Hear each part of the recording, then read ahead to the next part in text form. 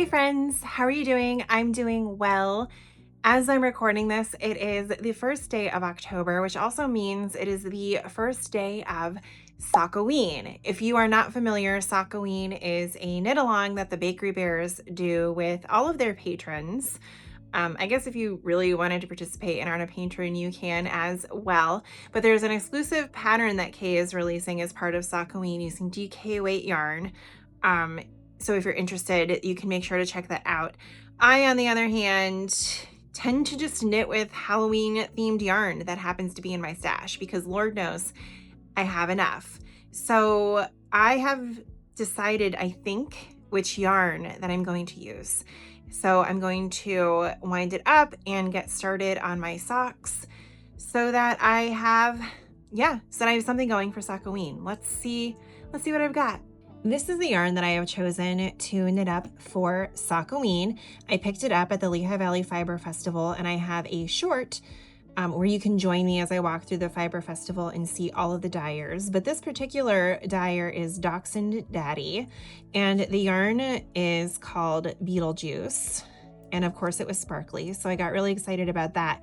And then I accidentally picked up this color as well, which perfectly coordinates with the Beetlejuice yarn. And I was debating which type of project that I wanted to knit with this. And I think what I'm going to do is I'm going to obviously knit socks with this as the main color and using this as a contrast.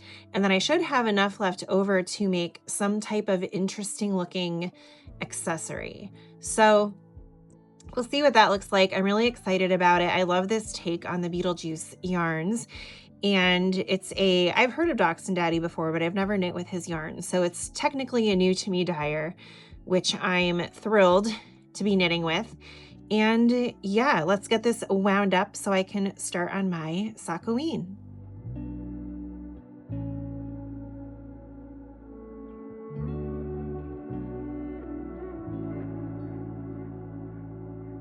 All right, we are ready to go with our yarn all wound.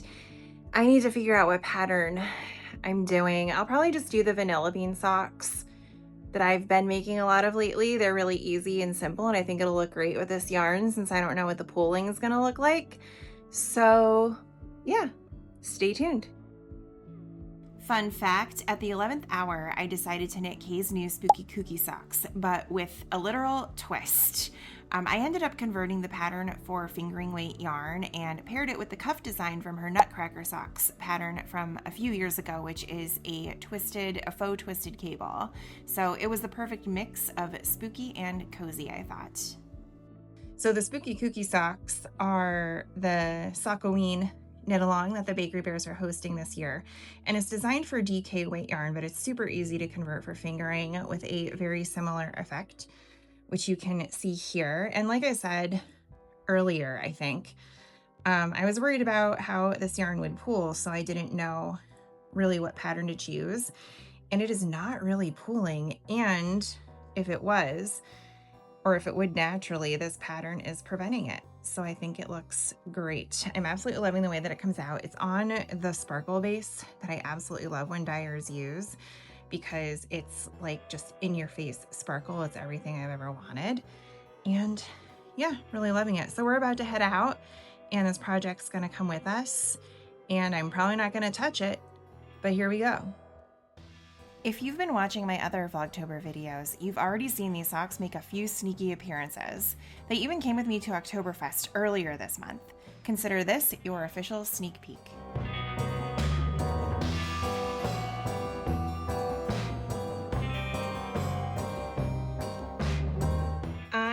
Found myself just whipping it through these socks over the weekend, and so I figured I needed to take a moment when it wasn't dark out and show you my progress. So I got a lot of this knitting done. We went to visit my parents yesterday, and so I got a lot of this knitting done then. As you can see, the pattern is coming out beautifully.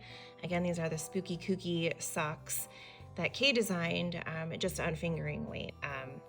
The pattern she designed is 4DK, but it's easily convertible. And I just did a standard slip stitch, heel and turn. And now I am decreasing for the gusset. And I absolutely love the way it's coming out. I think the colors are great. Like, the colors are just great. There is pooling, but not in a weird way. Like, it's almost kind of just like it's meant to be there, and maybe it is. I don't know. But the pooling actually looks really cool on this one where it's happening. It's more of like, I don't want to say planned pooling either, because it's not. Maybe it is. Who knows?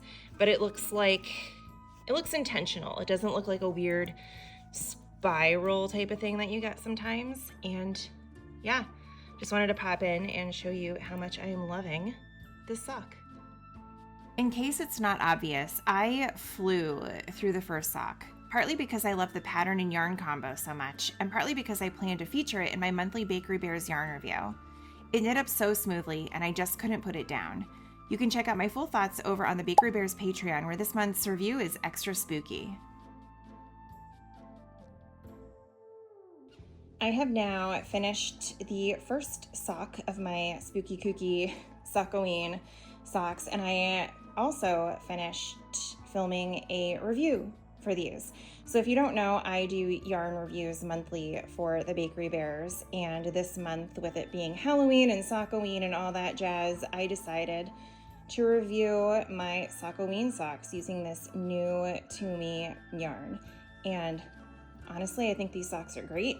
But if you want to see the full review of the yarn and the socks themselves, then make sure to check out the Bakery Bears this month for the October spooky yarn review. For those of you following along with my Vlogtober series, you'll know these socks came with me to Rhinebeck and all of its surrounding adventures. So they've definitely seen some things.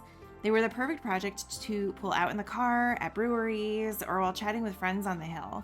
And when my social battery ran low, knitting on them was the perfect way to just sit, breathe, and recharge for a few minutes. Honestly, I got a ton done that weekend, even with so many other projects stealing my attention. Here they are, my finished Sockoween socks. They seemed like they took forever, but that's just because we had a lot going on. You know, we went to Rhinebeck. You will have seen me work on those there. And I'll also have included a few clips of me working on these at Rhinebeck, but they were a fun project to take to Rhinebeck anyway, just because of the very nature of them. But yeah, they are done just in time for Halloween. I really love the way that these came out, and I'm excited to start on another pair of Halloween socks just before Halloween, because I'm insane.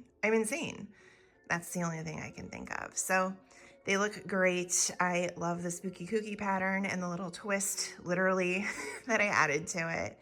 And you should definitely check it out. And if you haven't ever participated in Sockoween yourself, then make sure to check it out next year and join us for the adventure. And that's a wrap, not only on my Sockoween socks, but also this year's Vlogtober. It's been such a fun month filled with cozy makes, fall adventures, and plenty of spooky vibes. Thank you so much for following along and spending October with us. It truly means the world. We are off to hand out candy in our Halloween costumes, the same ones from our party, which was such a success this year. I'll leave you with a few photos to close things out, and I'll see you soon on the Beer Knits podcast and Vlogmas.